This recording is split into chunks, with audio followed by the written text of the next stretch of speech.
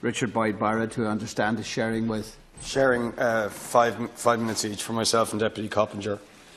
Can I say to Deputy O'Connell that the cheap political jibes and the red baiting are beneath you, and they are beneath the seriousness of a debate about women's lives and women's futures. And frankly, if I hear the expression, the moderate centre again, I will scream. The moderate centre have not ruled women's lives. The Catholic Taliban have ruled women's lives in this state for decades, with the support of the two major political parties of this state. The disciples of Bishop John Charles McQuaid and their oppressive doctrine have led to the abuse, the stigmatisation, the torture, the incarceration, the enslavement of women in this country for decades. Shameful decades of mistreatment of Irish women as second-class citizens. It has brought us the shame of the Magdalene laundries, of synphysiotomy, of the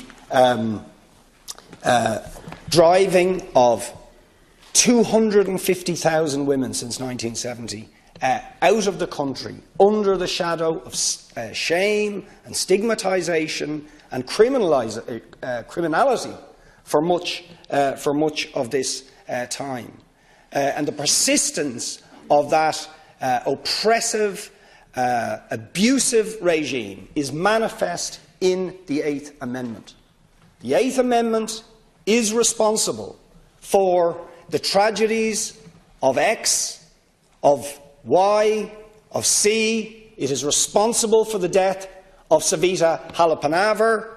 It has brought us tragedies like Anne Lovett, the tragic situation of Amanda Mellett, and countless more who've been the victims of rape, who've suffered as a result of wanted children suffering from fetal abnormalities, and tens of thousands of other women who just felt they could not go through with a pregnancy for whatever reason.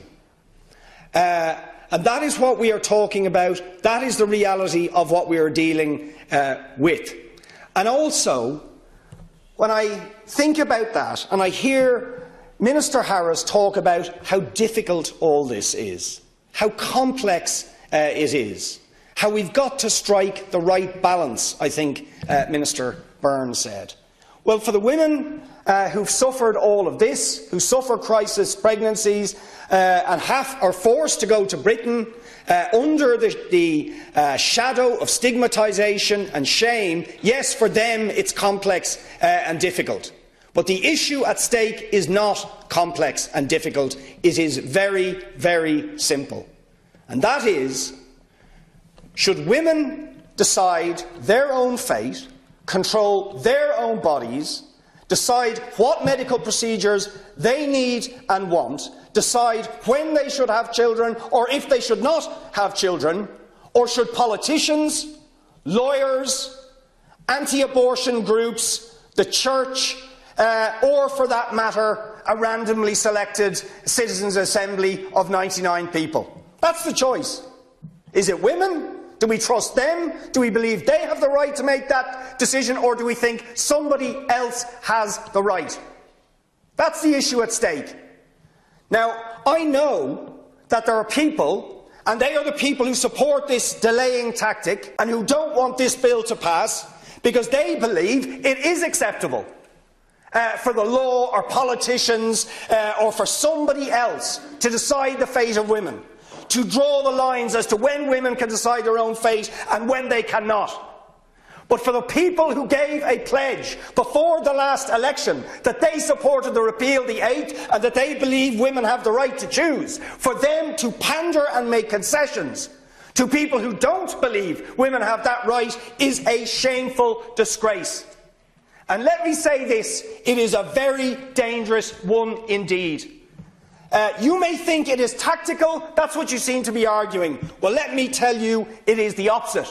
Because the people who oppose a woman's right to choose are the people who want to confuse and obfuscate and turn it into a debate about where we draw the lines. And that is what will lose us the referendum, or prevent us from ever getting that referendum. So those who believe in a woman's right to choose should stand up when the vote is taken on this and vindicate that right and fight for that right. Otherwise, that right will not be achieved. A referendum is not inevitable, and its victory is not inevitable unless we fight absolutely, unconditionally and unequivocally for a woman's right to decide her own life and to control her own body.